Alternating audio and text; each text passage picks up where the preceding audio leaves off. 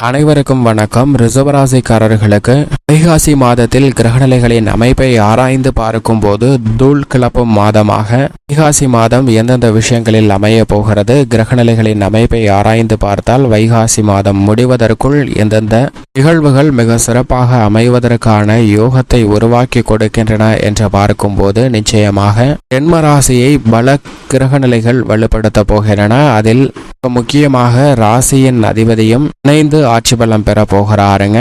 லாபஸ்தானத்துல ராகு செவ்வாய் போன்ற கிரகநிலைகள் வலுவாக சஞ்சரிக்கின்றன. எனவே பல அதிரடியான மாற்றங்களை இந்த தருணத்தில் ரிஷபராசிக்காரர்கள் நிறைந்து பெறுவதற்கான சூழல் உண்டு. வைகாசி மாதத்தில் கிரகநிலைகளின் அமைப்பு எப்படி உள்ளது என்று ஆராய்ந்து பார்க்கும் போது வைகாசி மாதம் முடிவதற்குள் கிரகநிலைகளில் ஏற்படக்கூடிய அதிரடியான மாறுதல்கள் மிகப்பெரிய மாற்றத்தை வெத்திடக்கூடிய வகையில் அமைக்கின்றன. அதிலும் குறிப்பாக செவ்வாய் பெயர்ச்சி, சுக்கிர பெயர்ச்சி, சூரிய பெயர்ச்சி, புதன் பெயர்ச்சி, சந்திர பெயர்ச்சி என நவ கிரகங்கள்ல 5 கிரகநிலைகளில் ஏற்படக்கூடிய மாறுதல் மிகப்பெரிய மாற்றத்திற்கு வித்திடக்கூடிய வகையில் அமைகிறது. ஏனென்றால் சனி இந்த வேளையில் ஆட்சி பலம் பெற்று மிக வலுவாக தனது சொந்த ராசியான கும்பராசியில் அமர்ந்திருக்கிறாருங்க. அது மட்டுமல்லாது இந்த வைகாசி மாதத்தில் பூமிக்காரகன் மங்களக்காரகன் என்று சொல்லக்கூடிய செவ்வாய் ஆட்சி பலம் பெறுகிறார். தனது சொந்த ராசியான மேச ராசியில் இந்த மாதத்தின் பிற்பகுதியில் ஆட்சி பலம் பெற்று அமர்ந்து சஞ்சரிக்க போகிறார். அதே போன்றுதான் சுக்கிரனும் பிற்பகுதியில் மேசராசியிலும் பிற்பகுதியில் தனது சொந்த ராசியான ரிஷபராசியில் ஆட்சி பலம் பெறுகிறாருங்க.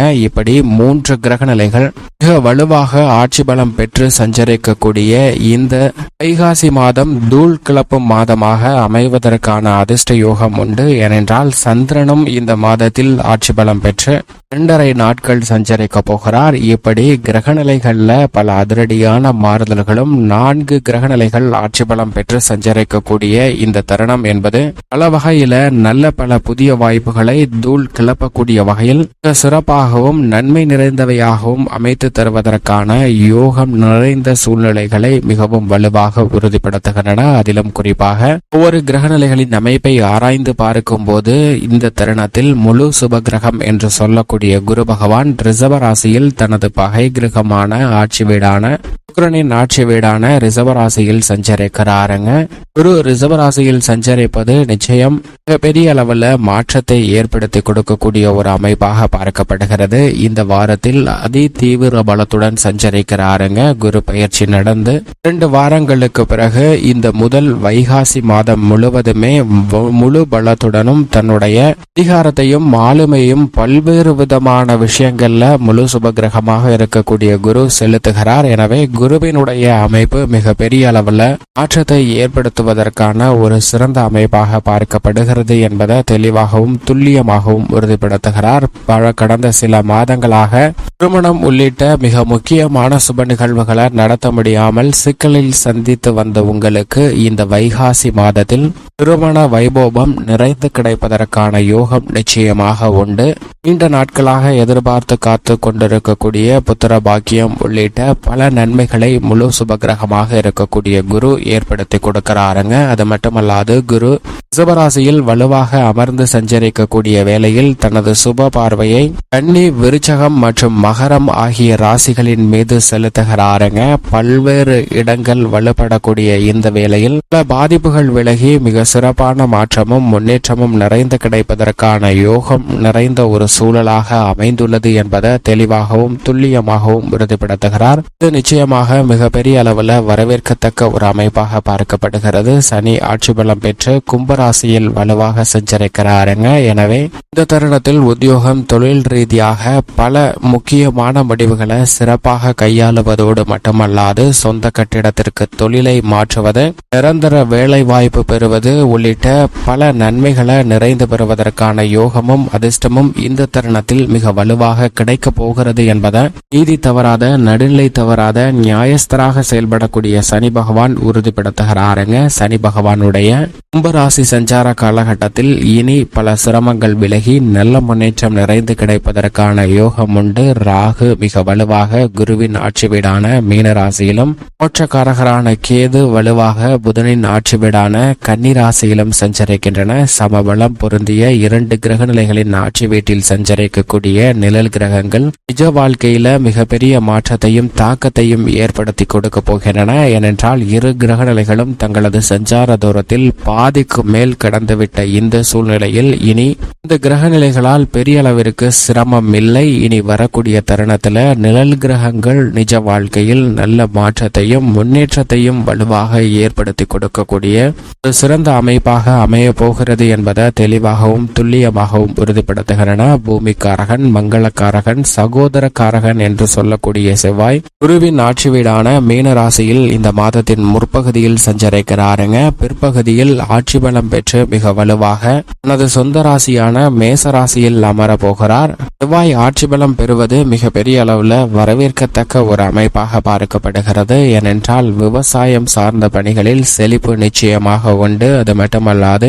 உங்களுடைய சிறு முயற்சி கூட புதிய நிலம், வீடு, வீட்டுமனை, வாகனம் வாங்குவதற்கான அதிர்ஷ்ட யோக வாய்ப்புகளையும், ஆடை ஆபரண சேர்க்கை கிடைப்பதற்கான சூழலையும் மிக வலுவாக ஏற்படுத்தி கொடுக்கிறது என்பதை ஆட்சி பலம் பெறக்கூடிய மங்களக்காரகனான செவ்வாய் உறுதிப்படுத்துகிறாருங்க. செவ்வாயினுடைய இந்த கிரக பயிற்சி என்பது மிக பெரிய அளவுல நல்ல முன்னேற்ற வாய்ப்புகளை பெற்றுத்தரக்கூடிய ஒரு அமைப்பாக பார்க்கப்படுகிறது. சுக்கிரனும் பிற்பகுதியில் மேசராசியிலும் பிற்பகுதியில் குருவுடன் இணைந்தும் சூரியனுடன் இணைந்தும் ஆட்சி பலம் பெறுகிறாருங்க. இது நிச்சயமாக வரவேற்கத்தக்க ஒரு அமைப்பாக பார்க்கப்படுகிறது. சுகாதிபதியாக கிரகங்களிலே சுகத்தை அள்ளித்தரக்கூடிய, செல்வ செழிப்பை அள்ளித்தரக்கூடிய, தன்னிகரற்றவராக செயல்படக்கூடிய சுக்கிரன் ஆட்சி பலம் பெறுவது பல்வேறு வகையில தடையை சந்தித்து வந்த சூழ்நிலையில் மாற்றத்தையும் முன்னேற்றத்தையும் பெறுவதற்கான யோகத்தை உருவாக்கி கொடுக்கிறது. நிச்சயமாக சுக்கிரனின் ஆட்சி பலம் என்பது பல்வேறு வகையில வருமானத்தை உயர்த்தி கொள்ளக்கூடிய வகையில், உங்களுடைய திறமையை வெளிக்கொணரக்கூடிய வகையில் நல்ல பல வாய்ப்புகளும் சந்தர்ப்பங்களும் நிச்சயமாக இந்த தருணத்தில் வலுவாக கிடைப்பதற்கான யோகம் உண்டு. சூரியன் தனது பகை கிரகமான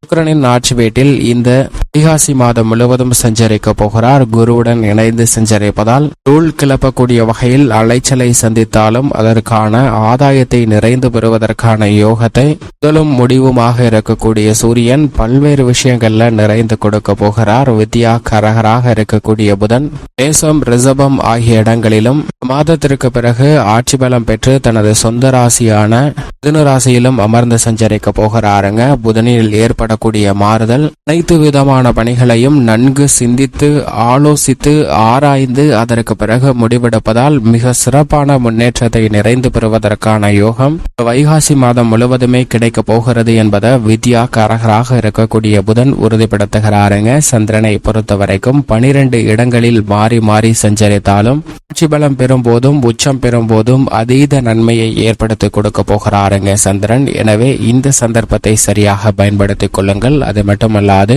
சந்திரன் 2.5 தினங்கள் அஷ்டமத்தில் சஞ்சரிக்கும் போது தேவையற்ற வாக்குவாதங்களை தவிர்த்துட்டால் மன வருத்தமும் வேதனையும் குறைவதற்கான யோகம் உண்டு. மிக முக்கிய சுப நிகழ்வுகளை சந்திராஷ்டம தினங்கள்ல திட்டமிடுவதை நிச்சயமாக தவிர்க்க வேண்டும் என்பதையும் தெளிவாக உறுதிப்படுத்துகிறாருங்க. இப்படி நவ கிரக நிலைகளின் அமைப்பும் இருக்க வைகாசி மாதத்தில் தூள் கிளப்பக்கூடிய விஷயங்களாக எவையெல்லாம் அமைய போகின்றன என்று பார்க்கும் போது ரிஷபராசிக்காரர்களை பொறுத்த வரைக்கும் முழு சுப கிரகமாக இருக்கக்கூடிய குரு ஜென்மத்தில் அமர்ந்திருக்கிறாருங்க. மிக வீரியத்துடன் அமர்ந்திருக்கக்கூடிய குரு ராசிக்கு அவ்வளவு சகாயமானவர் இல்லை என்றாலும் கூட சுப நிகழ்வுகள்ல சின்ன சின்ன தடைகளை சந்திப்பதற்கான சூழல் உண்டு. இருப்பினும் குரு பார்க்கின் கோடி நன்மை என்று சொல்லக்கூடிய வகையில் தசா புத்திகள் வலுவாக இருந்தால் குருவின் சுப பார்வை 5, 7, 9 ஆகிய இடங்களில் பதிவதால் பூர்வீக சொத்துக்கள் ரீதியான பிரச்சனை, கடன் சார்ந்த தொல்லைகள் முற்றிலும் விலகுவதற்கான யோகம் இந்த தருணத்தில் உண்டு. ஏனென்றால் ராசியின் அதிபதியும் பிற்பகுதியில் ஆட்சி பலம் பெற்று மிக வலுவாக சஞ்சரிக்க போகிறார். அவை கலைத்துறை ரீதியான பணிகளில் புதிய வாய்ப்புகள் அடுக்கடுக்காக கிடைப்பதற்கான யோகம் உண்டு. அரசியல் சார்ந்த பணிகளில் திட்டமிட்டதை விட நல்ல வளர்ச்சியும் முன்னேற்றத்தையும் இந்த தருணத்தில் பெறுவதற்கான யோகம் மிக வலுவாக கிடைக்க போகிறது. அரசியல் சார்ந்த பணிகளில் நீங்கள் நினைத்த பிரம்மாண்டமான வெற்றி வாய்ப்பும் வளர்ச்சியும் நிறைந்து கிடைக்கக்கூடிய யோகம் மிக வலுவாக கிடைக்கிறது. மிக பெரிய அளவில் அரசியல் துறையில் அதிரடியான திருப்பங்களை சந்திப்பதற்கான சூழல் நிச்சயமாக ஏற்படுகிறது. லாபஸ்தானமாகிய 11 மிக வலுவாக ராகு சஞ்சரிக்கிறார். முற்பகுதியில் மங்களக்காரகரான செவ்வாயும் சஞ்சரிக்கிறார். பிற்பகுதியில் விரயத்திற்குள் நுழைகிறாருங்க. இப்படிப்பட்ட இந்த வேளையில் லாபஸ்தானத்தை ராகு மற்றும் செவ்வாய் வலுப்படுத்தக்கூடிய ஒரு அமைப்பு மிக வலுவாக கிடைப்பதால் புதிய நிலம், அசையா சொத்துக்கள் வாங்குவதற்கான யோகம் உண்டு. நீங்கள் திட்டமிட்டதை விட இந்த தருணத்துல நல்ல முன்னேற்றமும் பொருளாதார ரீதியான வளர்ச்சியும் கிடைக்கும். கால்நடை வளர்ப்பில் அபிவிருத்தி காணக்கூடிய ஒரு தருணமாக அமைய போகிறது என்பதை கிரகநிலைகள் தெளிவாக உறுதிப்படுத்துகின்றன. சனியும் ஆட்சி பலம் பெற்று கர்மஸ்தானத்தை வலுப்படுத்துகிறாருங்க. கர்மஸ்தானத்தில் ஆட்சி பலம் பெற்றிருக்கக்கூடிய சனியின் அமைப்பு பல தடைகளை விலக்கி நல்ல முன்னேற்றத்தையும் வெற்றி வாய்ப்பையும் பெற்று தரக்கூடிய ஒன்றாக பார்க்கப்படுகிறது. உங்களுடைய சிறு முயற்சி கூட ஊதிய உயர்வு, பதவி உயர்வு உள்ளிட்ட பல சலுகைகளை பெற்றுத்தரும். தொழில் வியாபாரத்தில் லாபத்தை உயர்த்தி கொள்ளக்கூடிய வகையில் பல சந்தர்ப்பங்கள் இந்த தருணத்தில் நிறைந்து கிடைக்கும். திட்டமிட்டதை விட சிறப்பான வளர்ச்சியும் முன்னேற்றமும் இந்த தருணத்தில் பெறுவதற்கான யோகம் நிச்சயமாக ரிஷபராசிக்காரர்களுக்கு உண்டு. பெண்மணிகளின் நலனுக்கு பொறுப்பேற்ற குரு மற்றும் சுக்கிரன் ஜென்மத்தில் சஞ்சரிப்பதால் சில பணிகள் மந்தமாக நடைபெறுவதற்கான சூழல் உண்டு. எனவே பெண்மணிகள் சற்று கூடுதல் கவனத்துடனும் விழிப்புணர்வுடனும் நிச்சயமாக செயல்பட வேண்டிய ஒரு தருணமாக அமைந்துள்ளது என்பதை கிரகநிலைகள் தெளிவாக உறுதிப்படுத்துகின்றன. வித்யா கரகராக இருக்கக்கூடிய புதன் லாபம் 12 மற்றும் ஜென்மத்தில் மாறப்போகிறாருங்க. இந்த மாதத்தின் இறுதியில் மிக வலுவாக தனஸ்தானத்தில் ஆட்சி பலம் பெறப்போகிறார். எனவே நீங்கள் நினைக்கக்கூடிய அனைத்து பணிகளையும் உணர்ச்சி வசப்படாமல் செய்வதற்கான யோகம் உண்டு. பல்வேறு வகையான தடைகள் விலகி முன்னேற்றம் பெறுவதற்கான சூழல் நிச்சயமாக இந்த வைகாசி மாதத்தில் தூள் கிளப்பக்கூடிய வகையில் கிடைக்கும். மேலும் சாதகமாக மாற்றிக்கொள்ள நிச்சயமாக ரிஷபராசிக்காரர்கள் வாரத்தில் வியாழக்கிழமை விரதமிருந்து அருகாமையில் உள்ள வராகி அம்மன் ஆலயம் சென்று தீபமேற்றி வழிபாடு செய்யுங்கள். உங்களுடைய வாழ்வில் நல்ல முன்னேற்றமும் வளர்ச்சியும் நிறைந்து கிடைப்பதற்கான யோகமும் தூள் கிளப்பக்கூடிய வகையில் பல நிகழ்வுகள் நடைபெறுவதற்கான வாய்ப்பும் நிச்சயம் நிறைந்து கிடைக்கும்.